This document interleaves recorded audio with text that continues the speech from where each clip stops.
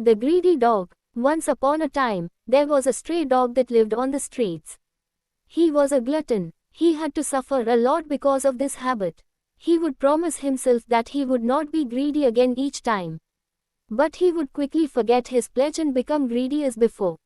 One day, he was very hungry. So, he went to the opposite side of the bridge outside his house to look for food. He crossed the wooden bridge and began searching for food.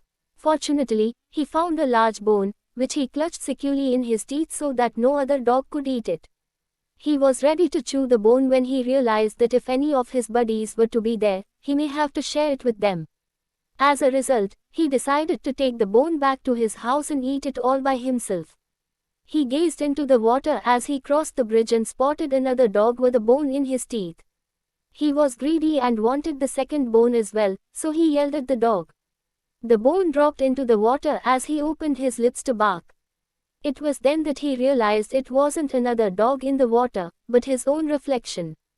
Because of his greed, the dog lost bone and had to return home hungry. The greedy dog had been taught a lesson.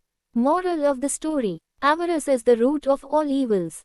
We should be satisfied with what we have, and to gain more, we should work hard, or else nothing will be left in our hands.